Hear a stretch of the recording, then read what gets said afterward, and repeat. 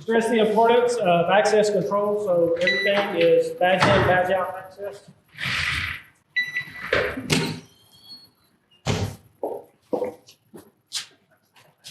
So first enter, we come into our medication stock room. Once again, access control through the first door, and then secondly into our medication cabinet. You got these.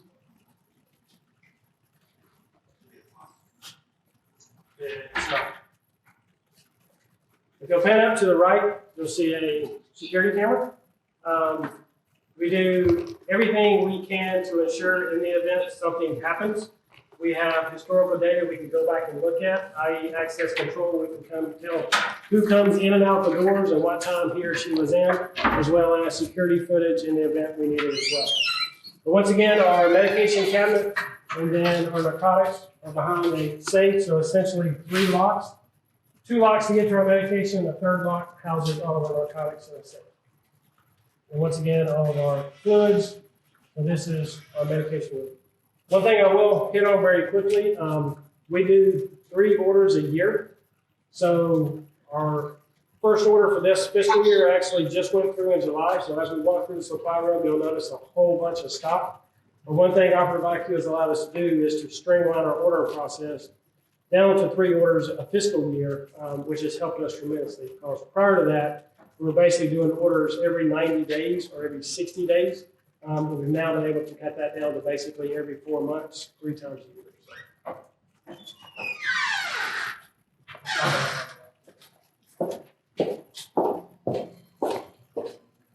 We run an inventory control specialist who is basically responsible for managing our supply room.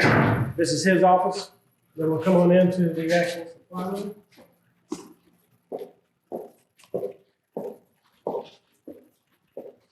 We have Sergeant Cody Whitlock, who is our inventory control manager. He's in the process of actually pulling supplies. We're recording today on a Thursday. Thursday, for our policies and procedures, all 38 trucks in the field complete their inventory and do their weekly ordering. So Thursday is a very busy day in our stock room. So Sergeant Whitlock is actually pulling supplies for the orders that have come in from the units in the field. And Ken Wells, who is to my left, who's one of our inventory control specialists, is actually doing a cycle count feature from a new scanner that we purchased. And I'll let Captain Farrell kind of highlight that for you. So a couple months ago, we reached out in order to get a more efficient scanner. One we were currently using was not basically performing like we needed to now. So I reached out to our sales representative. She sent me a couple options. This is the options we went with. It's basically an iPhone 7 Plus inside a custom-made OtterBox case that connects to a Bluetooth scanner. We utilize the Operative IQ mobile app. Basically, on a weekly basis, we perform several functions, but the 2 we're highlighting today is basically where Ken, on a weekly basis, performs cycle counts, or when he gets supplies in from our county warehouse, he's able to receive them versus going back to his computer every single time. So it just makes it more efficient.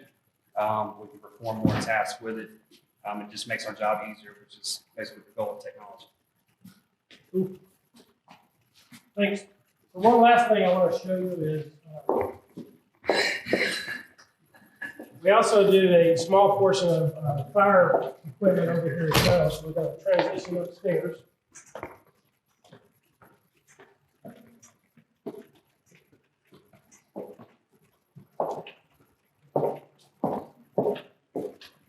Our fire warehouse is basically broken into 2 different locations.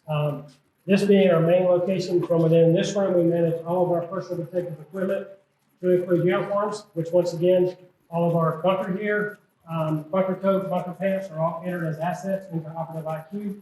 So all of the gear you see around me is currently gear that we have in stock that's in a PPE warehouse, an asset warehouse in Operative IQ that we can issue out to employees either that has an issue with their current coat or pants that needs to be corrected. We can issue them one out of stock and then check it back in. And then to the back, we'll walk back here and you'll see a small amount of fire equipment.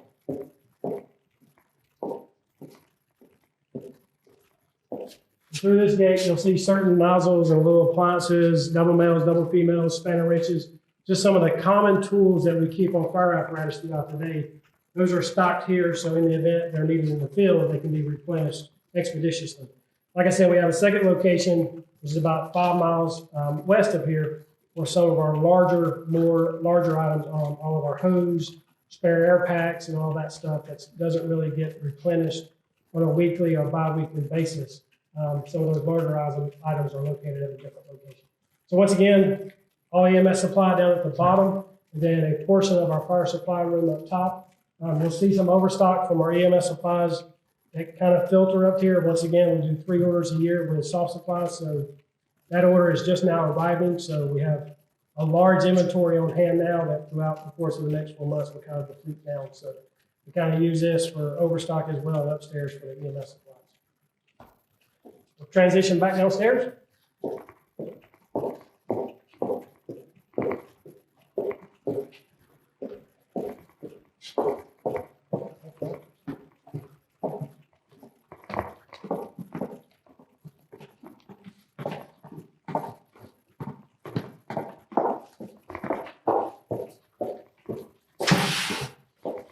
We are here to take any questions, and particularly for Chief Sweat and his officers at Clayton County Fire Emergency Services.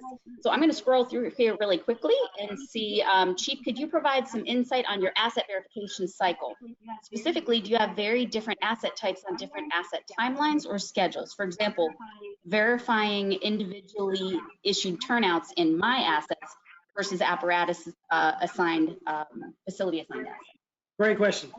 Yeah, all of our normal assets, which are assigned to equipment in the field, which are basically staffed and operational, operate on a 24-hour day, 7-day a week basis. All of those assets in that vehicle are verified every morning at shift change, which for us is at 0700.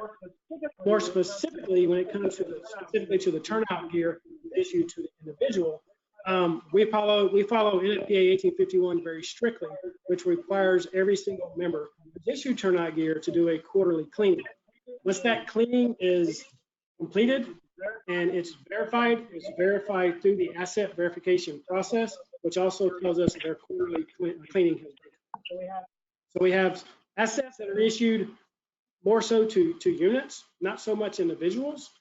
We do have stuff issued to individuals. The majority of the stuff that is issued to individuals, say in my case, I verify my assets pretty much on a monthly or quarterly basis, if you will.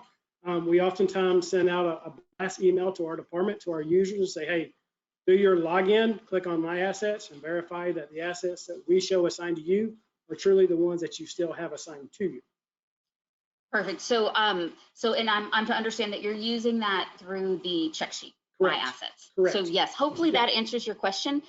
Through the check sheet, my assets is where anything that's specifically checked out directly to a firefighter or crew member, for example, bunker gear, any personal items that are used for service, particularly, PPE would be in that realm. The rest of it would probably be then checked out to an apparatus, like we saw, like we saw your crew doing as well. Correct. Or those staff personnel who work Monday through Friday are our chief officers, which we have, vehicles, computers, iPads, structural firefighting gears. We still maintain that. All of our helmets are verified as assets through the system, stuff like that. So yeah, the majority of people just have structural gear, with the bulk of it being assigned to a unit. However, some of the admin personnel who work Monday through Friday have their PCs and other things checked out to them via Operative IQ, the asset portion, and they verify them. And then we noticed on the apparatus, all of the different questionnaires for daily inspections, weekly inspections. Is that where you would do the lion's share of some of your tools to ensure that they're there, Yep. to ensure that they have what they're supposed to have? Yep, we have for the fire side of our house, we have an inspection or a questionnaire that's due every Monday of the week. And depending upon the crew login, the vehicle type, the equipment listing is a little different. So if you're on a fire truck or a fire engine, there's a set equipment list that must be on that truck.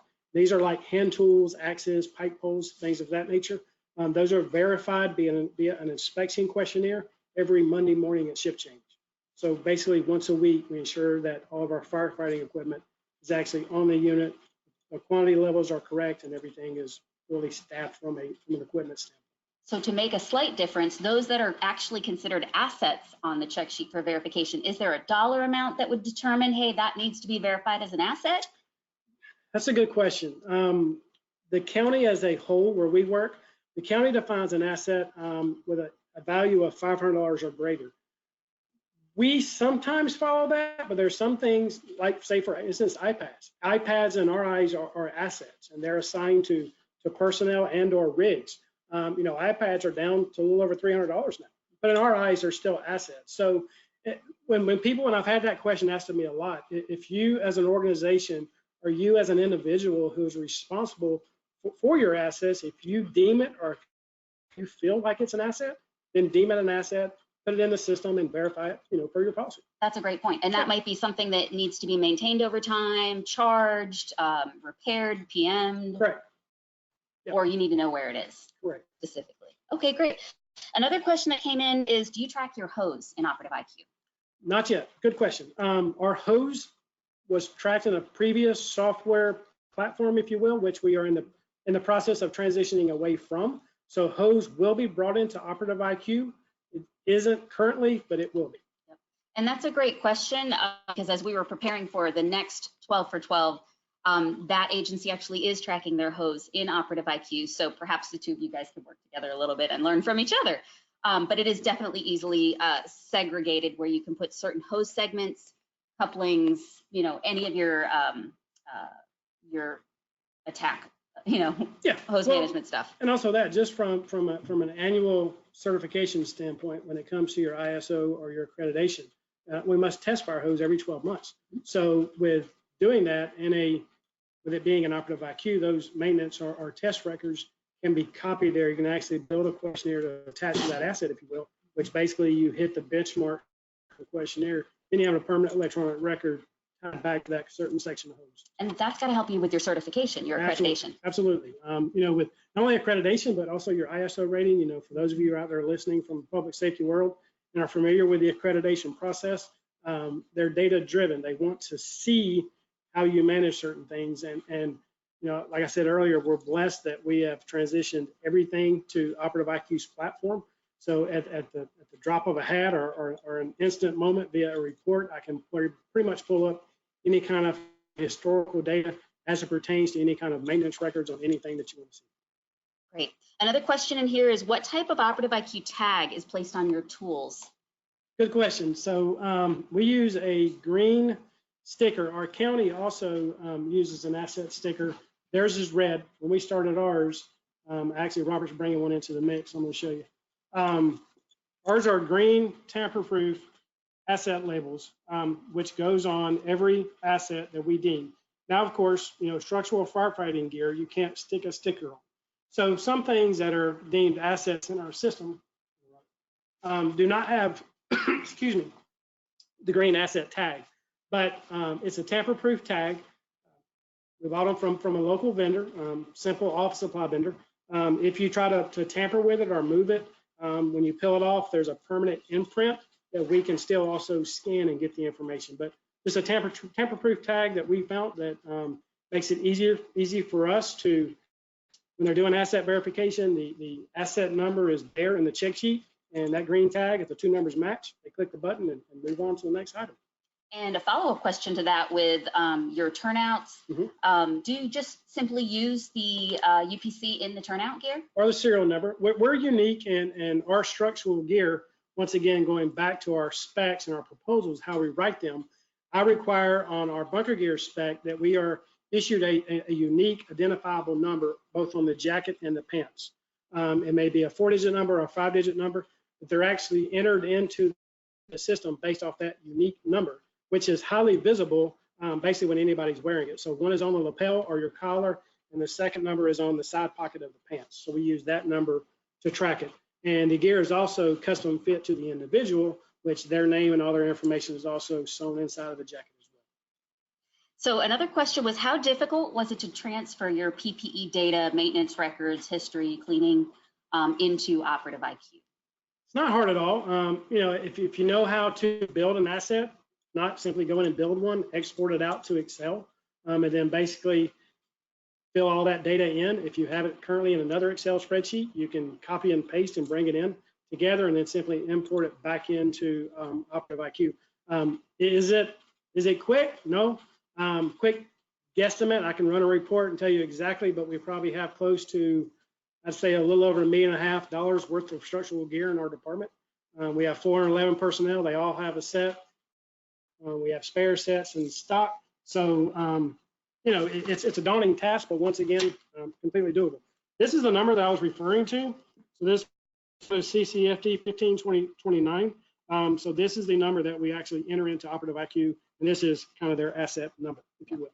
And the one thing we've learned is that if you decided to use this barcode down here, which you can absolutely use, we found that a 2D barcode, a 2D barcode scanner is typically required. That's the same kind of barcode scanner that would scan like driver's licenses. Mm-hmm. So a simple 1D scanner would not scan on fabric and textures and things like that, but we do offer a 2D scanner. I'm sure you can buy them in a variety of locations should you choose to use that piece of it. And then as far as ongoing, does your crew use asset maintenance forms when they're cleaning or if something needs to be repaired from their own PPE? We use the inspections, part of the check sheet. Once again, and back to the presentation, if you want to kind of go back, when you have a minute to sit back down and look at it again, there's a particular slide which lists a bunch of inspections that we use. So back to when the crews have to do their quarterly inspection or their quarterly cleaning of their structural gear, there's an inspection questionnaire that they fill out and actually say that I did this, you know, A, B, C, and D. And then once they hit submit, it creates an historical record. And then also they verify that PPE through their My Assets as well. You know, check sheets or the inspections are, I call them questionnaires. If there's something you want to capture, whether it be on a daily basis, a monthly basis, a quarterly basis, no matter what it is, you build it, assign it to the units. Of course, you have the ability to turn it off and on. As I kind of alluded to, you can gray it out when it's not due, and then kind of activate it on the day of the month that it's due. But we have, over the course of the years, really kind of fell in love with that piece, if you will, because if it's a new set of data that you're trying to gather or capture, simply build a questionnaire, make it a requirement to fill out daily, and whatever you're asking for, you'll get back. Yeah. So this question, I'd love to hear your answer on it, but I have some thoughts of my own as well. How do I show for lost or damaged missing PPE without just simply correcting the cycle count? For example, gloves. Mm-hmm. So we, like with gloves, so back to asset, we issue our asset, our PPE is considered an asset. Our helmet is considered an asset. Our structural firefighting gloves are not. Structural firefighting gloves, we're a very busy department, so those kind of go in and out of the supply room very frequently. When you have, you know, over 400 men and women on the line, you know, they kind of go through those. But as far as their structural PPE, there is a questionnaire, and Captain Farrell, if you want to jump in, but if it has to be maintenance, there's a maintenance record in that PPE that is created, which ties it back. Say their Velcro was ripped and we had to ship it off to a manufacturer to have it fixed. Basically, when that service, when it comes back, there's a little maintenance feature that we fill out, but also the paperwork showing where that gear was either fixed is also scanned into that asset record and kept as well. So that makes sense. So my understanding that you're creating a maintenance record when something needs to be repaired, where you can document some of those things, and is that correct? So recently, with our PPE, we've swapped to started utilizing service desk for more features. Okay. So now, whenever they have any PPE issues, anything like that, they'll report it through there. And then we basically take that because it ties it to their asset. So anytime we need to pull that asset up for any historical records, we have that, as well as it provides us a platform to basically respond to them as well without having to pick up the phone. So two-way communication. They can see where their repair's at in real time without having to call me and ask me, which is a tremendous help. But since the swap to service desk, it's helped us capture a lot of that historical records through automation instead of us having to physically put it in ourselves. So sure. Once they put it in, it's in our system, it's there forever. So the beauty of that is it sounds like if I lost something, if something's broken or damaged, I can create a service desk ticket, tie it to that asset, or if it's not a unique specific asset, I can just create the service desk ticket. You know I need assistance, and then it's part of the asset's history if a specific asset is tagged for that repair. We do it with that. PPE, our main thing we do, station repairs as well. Oh, good. Is really a big help with us because we've, it's basically taken every service desk ticket for every maintenance request from our stations. We now have a historical record of everything that's done. So if we need to look up something, we have that record and that history that we can go back and show you. Or if we have to justify why something has to be done at the station, Chief Sweat has that information available to them. Yeah, so just kind of piggyback on that. So basically all of our stations are set up in the system as an asset. So we're sitting at Fire Station 1. Fire Station 1 is an asset in our system. So if a service ticket comes in for repair that needs to be made at Station 1, it's tied to that asset creates that historical record. So in the future, I can go back and see, well, we addressed this issue 3 months ago. Why is it reoccurring? So facilities maintenance. Absolutely. Absolutely. Yeah, yeah. Okay, great. The next question, which is kind of a follow-up, was, so do you consider gloves and hoods as parts and not assets, or as non-unique assets? They're parts, not assets. We have a kind of unique hood program here, and I'm assuming they're referring to our structural firefighting hood. As part of our cancer initiative, we carry 30 clean hoods on 3 apparatus on any given day. So at any point, there's 90 clean hoods that are broken down on 3 trucks. So in the event we have a working fire and a crew is assigned an interior operational role, and they're actually exposed to the elements, once that fire is out, prior to them leaving the scene, their soiled hood gets turned in for a clean hood. So our hoods are they're issued, but they're replaced on every fire scene that you go to. Then of course, yes, our gloves are just parts, but we issue them to the individuals.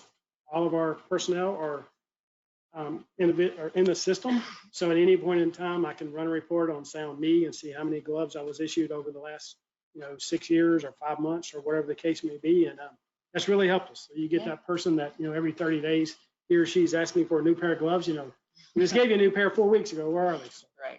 Well, and to answer that question is you really do have the option to create it as an asset or as a part. So it really depends for your specific agency how you'd like to manage it. You check assets out and you issue parts. So if you issue a part, as far as the system is concerned, you're not looking to get it back. It's kind of gone. And it's not showing in my assets, which is great. It's a great way to do it. If you'd like to make it a non-unique or what we call a catalog asset, you still check that asset out and you could check a second pair and check a third pair and check a fourth pair. They're just non-unique. I don't need to know specifically which pair of gloves. I just need to know Lisa got 2 pairs of gloves. Yeah. So it's completely your choice, but that's great to know how you do it. Awesome. Any other questions that we have coming in? It is, let's see, I know early on, I'm looking right now at the no sound and the no audio. And again, we apologize as we're figuring out the live feed. Definitely do take a look at the, let's see, at the recording, and because you don't want to miss all the great information. If there's no other questions, any thoughts you'd like to leave us with? No, just I hope you got something out of this. And once again, I apologize for the issues we have with the audio and or the video feed. We are in a center block CMU building, so sometimes to get an actual cell signal in here is sometimes a challenge. But thank you for the opportunity. Thank you for allowing me to show my personnel in our organization, our operation, and basically how Operative IQ has assisted us. So you have my contact info, and if I can do anything or answer any further questions, please do not hesitate to shoot me an email or give me a call, and I will help you in any way that I can. And if I didn't answer something you were looking forward to get answers, shoot me an email and I'll get you that answer as well. But once again, just thank you very much. Thank you so much. Thanks.